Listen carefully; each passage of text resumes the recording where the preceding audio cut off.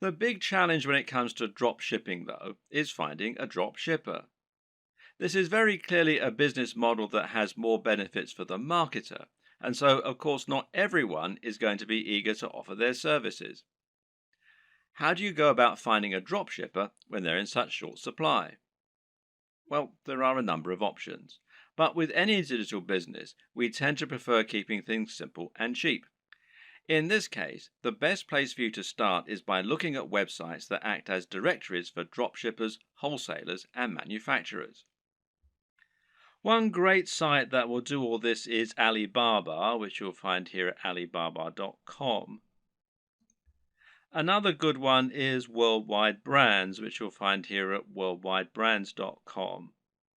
The latter is probably preferable, as this specifically features dropshipping companies and has a large number of advantages for dropshipping businesses. For example, you can use this site to make sure that you're dealing with the real wholesaler. What does that mean? Well, it means that you can avoid making the mistake of signing up to sell products that someone else is dropshipping to you, thereby scraping profit from you.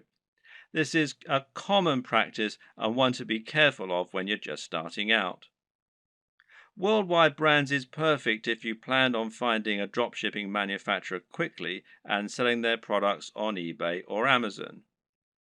The only problem with this plan is that there's a fairly hefty sign up fee.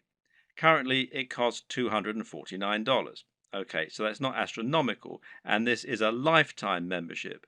But if you were attracted to dropshipping initially because you wanted a business model with zero overhead, then it might be a little off putting, especially as your break even point has now been pushed back further. So, there is a free review though at the time that I'm making this video. So, another option is to try ThomasNet, which you can find here at thomasnet.com, which, like Alibaba, has a selection of different types of manufacturers and wholesalers selling different types of products and different types of services. Makers Row, which is makersrow.com, might also be worth checking out. Some other paid options include SaleWho and Dober, and a great free choice is Wholesale Central. Failing that, another good strategy is just to search Google. When you know the type of product you want to sell, just try searching for that product on Google with the word dropshippers and your location. So, if you're hoping to dropship clothing in the UK, then you can just search for Clothing Dropshippers UK, and you can see it brings up a whole load of different ones here.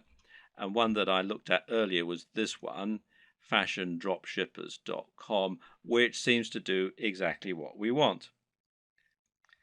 Or perhaps you're looking for a white label supplement dropshipper in the US.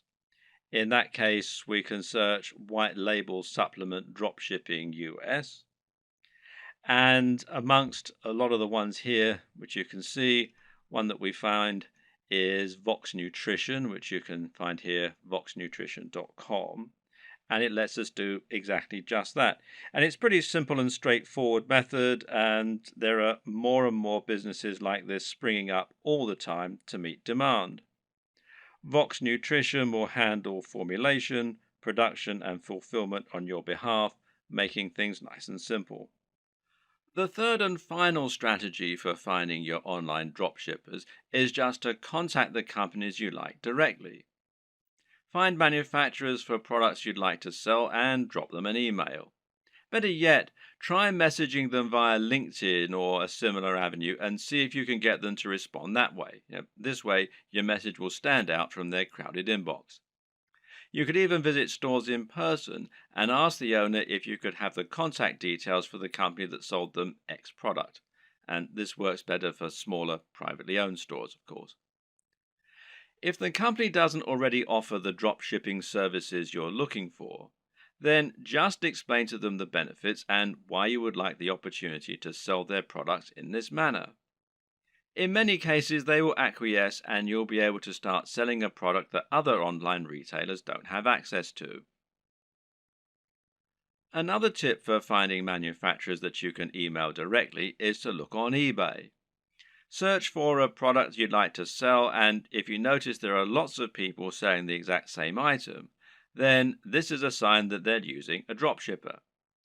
It could then be a relatively simple matter for you to track down that original manufacturer and contact them so that you can try to do business with them yourself.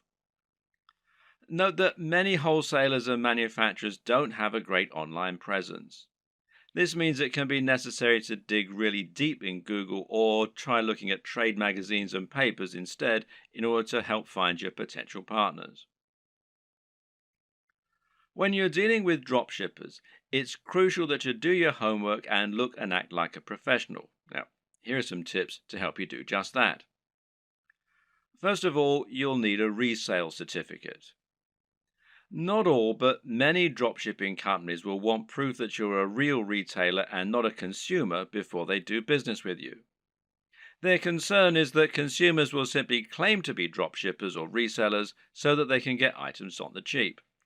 To provide this proof, you might need an EIN number for your business if you're in the United States.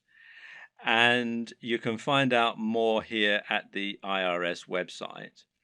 The URL is quite long and complicated, so if you just go to Google and type in apply for EIN online, you'll be redirected to this particular site. Now, in other countries, obviously the regulations are different, so you need to look at the tax authority for your country. But again, a search in Google should be enough to point you in the right direction. You might also need a resale certificate, and you can find out more about those at this site here, which is wisegeek.org/what-is-a-resale-certificate.htm. If you're going to speak in person, then it can also be a good idea to familiarize yourself with all the terminology regarding dropshipping so that you don't sound like an amateur. You should also look out for fake dropshippers. When choosing dropshippers, there are a number of businesses you need to look out for. These are not really dropshippers in the truest sense of the word. You need to avoid these companies as they won't always get you the best deals and they might not be able to offer you the same kind of value as other organizations. Be aware of companies that want ongoing fees, which real dropshippers don't require. Likewise, be careful of companies that also sell directly to the public. These companies often aren't really dropshippers so much as resellers who are just trying to trick you into making a bulk order. While monthly fees and direct commercial sales are warning signs, there are a few caveats and requirements that you may need to go along with.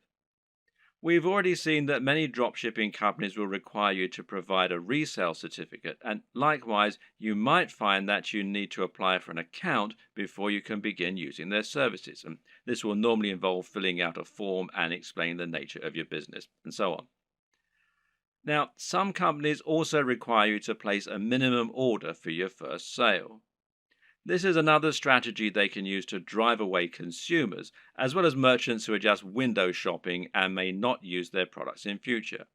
So, for example, you might have a minimum first order of $500, which is a little bit contrary to the entire concept of dropshipping, as you'll now have a bunch of inventory sitting around and the potential risk of losing that upfront investment.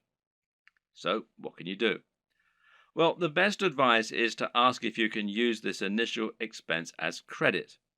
Pay the first $500 and then use that amount in order to offset future sales until they've paid the full amount off. Drop them an email or speak in person to discuss this option. A lot of people just starting out are going to be very eager to find a partner to work with and will feel privileged when they get a positive response to their inquiry. It's an exciting feeling and certainly a compliment being given the go-ahead to sell on behalf of a manufacturer. But at the same time, you also need to be a bit discriminating in your choice. Don't go for the first company that's willing to work with you. Make sure they're actually up to scratch. One thing to be careful of is quality control, and in this regard, you often get what you pay for. Be sure to ask the company what quality control measures they have in place in order to prevent problems like defective products and faults. Likewise, speak with them regarding their delivery times and packaging. Remember that it's your reputation that's going to be riding on the quality of their products and service, so you need to ensure that you're happy with it. Another tip in this regard is to always ask for a sample of the product. If you have demonstrated their ability to sell and they truly are a big business, they should see it as a very small investment to provide a sample of what they're selling. And if they won't, then order a product yourself as a customer. You really don't want to put your name to anything that you haven't personally checked out first.